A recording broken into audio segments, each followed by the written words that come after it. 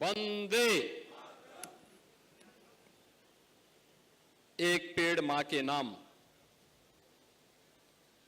इस महाअभियान के क्रम में जनपद गोरखपुर के इस कार्यक्रम में मंच पर उपस्थित उत्तर प्रदेश सरकार में मंत्रिमंडल के मेरे सहयोगी, प्रदेश के जल शक्ति मंत्री श्री स्वतंत्र देव सिंह जी, वन मंत्री डॉक्टर अरुण कुमार सक्सेना जी, राज्य मंत्री वन एवं पर्यावरण श्री केपी मलिक जी, गोरखपुर के लोकप्रिय सांसद श्री रविकिशन जी, विधान परिषद के माननीय सदस्य डॉक्टर धर्मेंद्र सिंह जी, माननीय विधायकगण श्री महेंद्र पाल सिंह जी, प्रदीप शुक्ला जी, डॉक्टर विमलेश पासवान जी, भारतीय जनता पार्टी के जिला के अध्यक्ष श्री जनार्दन तिवारी जी, पूर्व महानगर अध्यक्ष श्री राजेश गुप्ता जी, प्रमुख सचिव पर्यावरण वन एवं जलवायु परिवर्तन Shri Anil Kumar ji, MD HURL Shri SP Mohanty ji, आज के इस कार्यक्रम में उपस्थित HURL के सभी अधिकारीगण, वन विभाग के और प्रशासन के, पुलिस के सभी अधिकारीगण और इस पावन अभियान के साथ जुड़े हुए गोरखपुर के मेरे सभी बहनों और भाइयों, एक पेड़ मां के नाम जब इस अभियान में मुझे गोरखपुर के अंदर जुड़ने का सौभाग्य प्राप्त हो रहा है तो मुझे बताते हुए प्रसन्नता है कि अब तक उत्तर प्रदेश में 32 करोड़ से अधिक वृक्षारोपण आज प्रातः 7 बजे से अभी 4 बजे तक संपन्न हो चुका है। उत्तर प्रदेश के इस वृक्षारोपण महाअभियान के साथ जुड़े हुए उन सभी सामाजिक संगठनों को, स्वयंसेवी संगठनों को, शासन प्रशासन से जुड़े हुए सभी मंत्रियों, अधिकारियों, जनप्रतिनिधियों, इन सभी का मैं हृदय से अभिनंदन करते हुए मुझे प्रातःकाल अयोध्या में, वहां से आजमगढ़ में और अब गोरखपुर के HURL के इस प्रांगण में इस अभियान के साथ जुड़ने का अवसर प्राप्त हो रहा है। बहनों और भाइयों, अपार उत्साह के साथ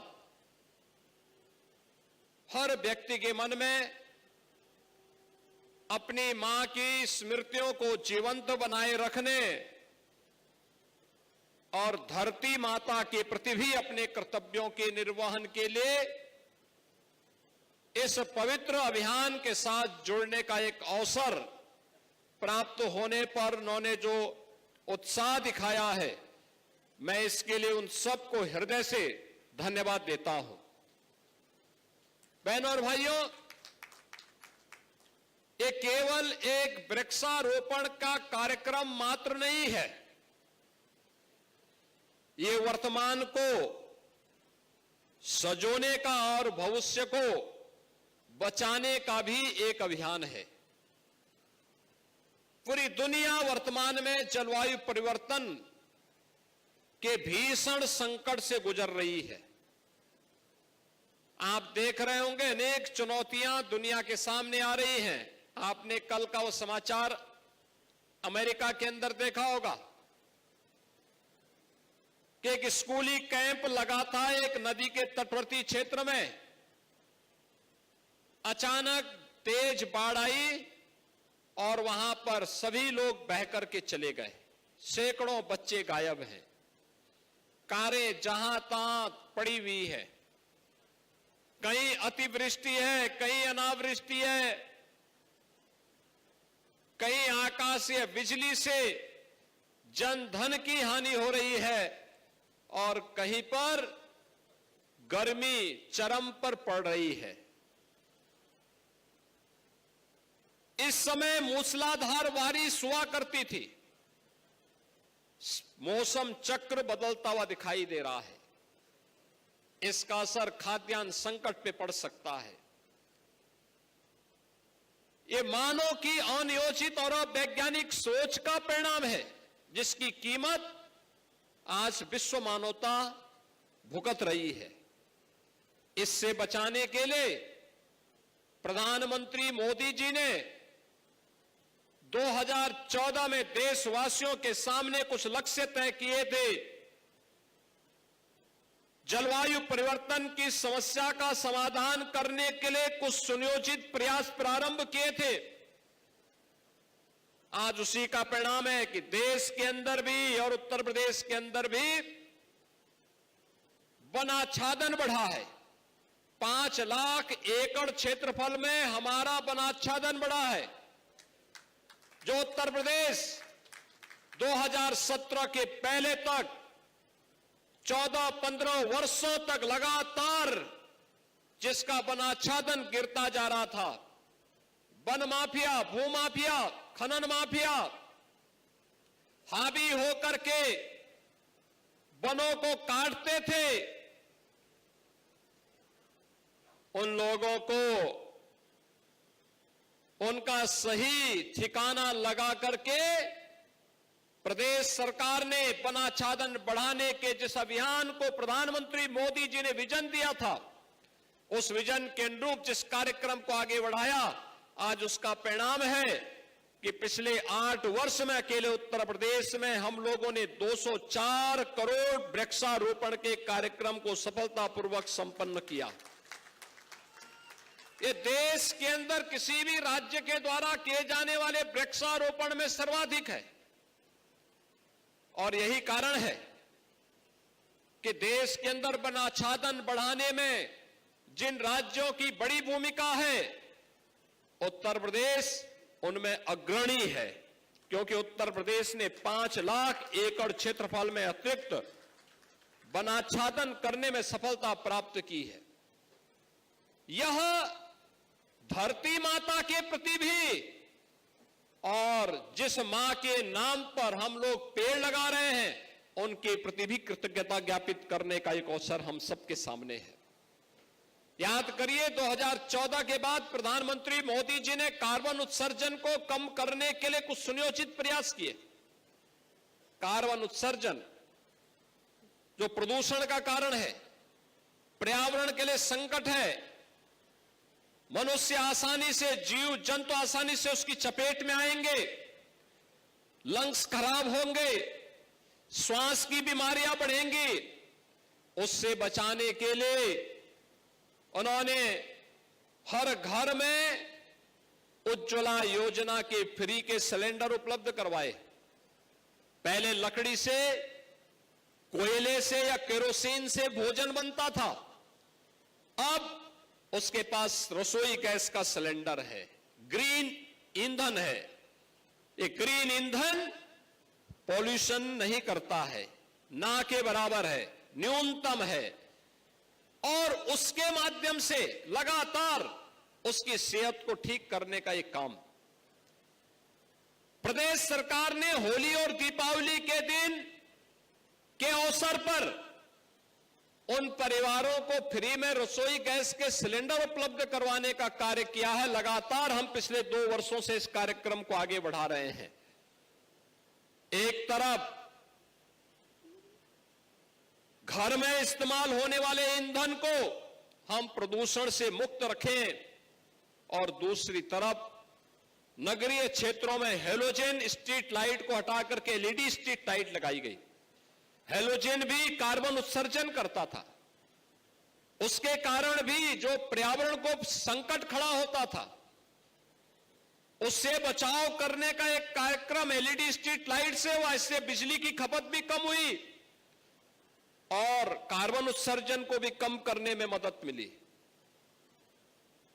इसी प्रकार से हर घर शौचालय का कार्यक्रम उसी अभियान का हिस्सा है। बहनों और भाइयों, अनेक ऐसे कार्यक्रम हुए और इस बार हमारी सरकार ने यह तय किया कि हम 37 करोड़ वृक्षारोपण एक दिन में करेंगे। आज वृक्षारोपण कार्यक्रम पर प्रश्न खड़ा करने वाले लोगों से मैं पूछना चाहता हूं, जब उनको अवसर मिला था तब वे लोग कुछ नहीं कर पाए। तब उन्होंने योजनाओं को भ्रष्टाचार का केंद्र बिंदु बनाया, लूटपाट का केंद्र बिंदु बनाया। आज हमारी सरकार 1 डिस्ट्रिक्ट 1 प्रोडक्ट दे रही है, 1 डिस्ट्रिक्ट 1 क्रॉप दे रही है। और इन लोगों ने, समाजवादी पार्टी रही हो या कांग्रेस या बहुजन समाज पार्टी, इन लोगों की सरकार थी, इन लोगों ने 1 डिस्ट्रिक्ट 1 माफिया दिया था। 1 डिस्ट्रिक्ट 1 माफिया। इन लोगों ने परिवारवाद के नाम पर समाज में जहर घोलने का काम किया था। ये माफिया जंगलों के अवैध कटान करवाते थे, ये माफिया अवैध खनन कराते थे, ये माफिया जमीनों पर कब्जा करते थे, ये माफिया अराजकता का तांडव करते थे, गरीबों पर अत्याचार करते थे। लेकिन अब माफिया प्रवृत्ति के खिलाफ जीरो टॉलरेंस की नीति का परिणाम प्रदेश भर में देखने को मिल रहा है। बहनों और भाइयों, आज उसी का परिणाम है। प्रदेश के नौजवानों के सामने अब पहचान का संकट नहीं है। अब प्रदेश का नौजवान देश के अंदर कहीं जाता है, पहले उसे पहचान छुपानी पड़ती थी। अब जब वो उत्तर प्रदेश का नाम बोलता है तो सामने वाले के चेहरे पर एक चमक होती है उत्तर प्रदेश के नाम को सुन करके। ये नई पहचान बनी है। बहनों और भाइयों, लूट के नाम पर किस प्रकार का तांडव था, याद करिए। आज पूर्वांचल एक्सप्रेस वे पर अयोध्या के बाद फिर मैंने अयोध्या में इन लोगों ने राम भक्तों पर गोलियां चलाई थी। पूर्वांचल एक्सप्रेस वे के नाम पर, जो पूर्वांचल एक्सप्रेस वे 341 किलोमीटर लंबा, 120 मीटर चौड़ा हम लोगों ने बनाया है। बहनों और भाइयों, इसी पूर्वांचल एक्सप्रेस वे पर पहले समाजवादी पार्टी की सरकार के समय में टेंडर हुए थे। उनका टेंडर था 340 किलोमीटर का, चौड़ाई थी 110 मीटर और उसकी लागत थी उनकी समय में 15,200 करोड़ रुपए। नोट करिए, 340 किलोमीटर लंबा, 110 मीटर चौड़ा और टेंडर में उनकी लागत इन्होंने बनाई थी 15,200 करोड़ रुपए। जब हमारी सरकार आ गई, भारतीय जनता पार्टी की डबल इंजन सरकार आ गई, इस सरकार ने जब देखा कि जमीन नहीं है, इन्होंने टेंडर कर दिए, उसको निरस्त किया गया और निरस्त करने के बाद फिर से विज्ञापन निकाल करके नए टेंडर आमंत्रित किए गए। अब 110 मीटर की बजाय 120 मीटर चौड़ा किया गया, 140 किलोमीटर लंबा बनाया गया और लागत आई है 11,800 करोड़ रुपए की। बहनों और भाइयों, ये जो लूट थी ये कहां जा रही थी? ये वही लोग हैं जो उपदेश दे रहे हैं। लखनऊ में है एक JPNIC, Jayaprakash Narayan international centre, JP गांधीवादी विचारधारा के लिए जाने जाते थे। देश के अंदर मूल्यपरक राजनीति के लिए जाने जाते थे। राजनीति में जिन्होंने मूल्य और आदर्शों को स्थापित करने की वकालत की, परिवारवाद की मुखालफत की, उस जेपी के नाम पर, जिन्होंने सर्वोदय के नाम पर समाज को जोड़ने का काम किया था, इन लोगों ने ऐसे सर्दे जयप्रकाश जी को भी बदनाम करने का काम समाजवादी पार्टी ने किया। याद करिए, जेपीएनआईसी सेंटर जो बनना था लखनऊ में, इसकी लागत थी मात्र 200 करोड़ और 2017 मार्च तक 860 करोड़ खर्च हो गया और अभी तक पूरा नहीं हो पाया था। सीबीआई जांच चल रही है और इसीलिए बबुआ इस बात को लेकर बौखला गए हैं कि इनके लूट का, इनके भ्रष्टाचार को उजागर करने वाला, याद करिए 200 करोड़ का कोई कार्य 860 करोड़ खर्च हो जाए और तब भी पूरा ना हो, ये लोग नैतिकता की बात करते हैं। ये लोग नैतिकता की बात कर रहे हैं। 2012 से 17 के बीच 5 वर्ष में इन्होंने मात्र 26 करोड़ पेड़ लगाए और उसका भी कोई अता पता नहीं। और यहां पर 8 वर्ष में ही 204 करोड़ वृक्षारोपण कराए गए और इसमें भारत सरकार ने भी और प्रदेश सरकार ने कुछ इंटरनेशनल संस्थाओं से भी जब सर्वे कराया, 75% से अधिक पेड़ आज भी जीवित हैं। प्रदेश के अंदर वनाच्छादन को बढ़ाने में अपना योगदान दे रहे हैं। प्रदेश को एक नई दिशा देने के लिए ही हम लोगों ने एक पेड़ मां के नाम में इस विस्तृत कार्य योजना को बनाने का एक लक्ष्य निर्धारित किया है। बहनों और भाइयों, इसी क्रम में एक तरफ हम धरती माता के प्रति कृतज्ञता ज्ञापित करें और दूसरी तरफ अन्नदाता किसानों की इनकम को ही बढ़ाने का काम। अन्नदाता किसान, 5 वर्ष तक जिस किसान ने अपने खेत के मेड़ पर कोई पेड़ लगाया है, 5 वर्ष तक उसको देखते हैं, उसका आंकलन होता है। पेड़ अगर क्रमिक रूप से आगे बढ़ रहा है, सुरक्षित है, 5 वर्ष के बाद रजिस्ट्रेशन के साथ ही उस पेड़ का उस परिवार को $5 प्रति पेड़ के हिसाब से भुगतान किया जा रहा है।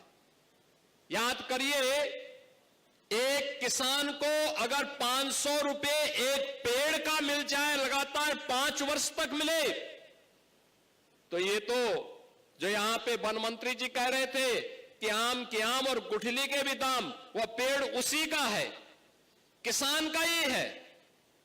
पेड़ को जब वो बेचेगा उसी का दाम उनको ही, किसान को ही मिलना है, लेकिन ये अतिरिक्त पैसा भी वन विभाग के सहयोग से उसे प्राप्त होगा।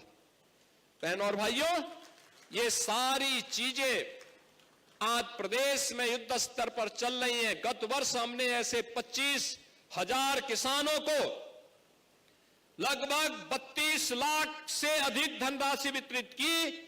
इस बार 42 लाख से अधिक धनराशि उन अन्नदाता किसानों को वितरित होने जा रही है। आज के इस अवसर पर हम लोगों ने तय किया था कि प्रदेश के अंदर नदी पुनरुद्धार का जो कार्य हुआ है, वहां पर वृक्षारोपण होगा। एक्सप्रेस वे के अंदर, एक्सप्रेस वे और सर्विस लेन के बीच में जो लैंड है उसमें वृक्षारोपण करेंगे और अमृत सरोवर जहां बनाए गए हैं वहां पे वृक्षारोपण होगा। और मुझे बताते हुए प्रसन्नता है, प्रातः काल से जो उत्साह है, अयोध्या में भारी बारिश थी तब भी हजारों लोग थे। वृक्षारोपण अभियान के साथ हर व्यक्ति जुड़ रहा था और आज उसी कार्यक्रम को आगे बढ़ाने के लिए मैं चिल्वा ताल के इस HURL के केंद्र में के अंदर आया हूं। बहनों और भाइयों, इस ताल का भी हम रामगढ़ ताल की तरह पुनरुद्धार करवाने का काम करने जा रहे हैं। यह ताल भी अब रामगढ़ ताल की तरह होगा, क्योंकि रामगढ़ ताल में तो रवि किशन ने कब्जा कर लिया है। लेकिन यहां पर आप लोग परिवार के साथ आकर के घूम सकते हैं, पर्यटन का आनंद ले पाएंगे, अच्छा एक माहौल मिलेगा। और फिर एक तरफ HURL, एक तरफ ताल, यहां पे काफी ग्रीनरी रहेगी, काफी अच्छा स्पेस होगा, अच्छा पर्यावरण आपको मिलेगा। आज के इस अवसर पर मैं उन सभी संस्थाओं को जो इस पवित्र अभियान के साथ जुड़ रहे हैं, उन सबको हृदय से धन्यवाद देता हूं। और मुझे विश्वास है अभी 2 घंटे बाकी हैं, 2 घंटे बाकी हैं। इन 2 घंटों में हर व्यक्ति धरती माता के प्रति और अपनी मां के प्रति अपनी कृतज्ञता को ज्ञापित करने के लिए एक पेड़ मां के नाम अवश्य लगाने का काम करेगा। इस विश्वास के साथ मैं आप सबके प्रति अपनी शुभकामनाएं देता हूं। धन्यवाद। जय हिंद। जय जय श्री राम।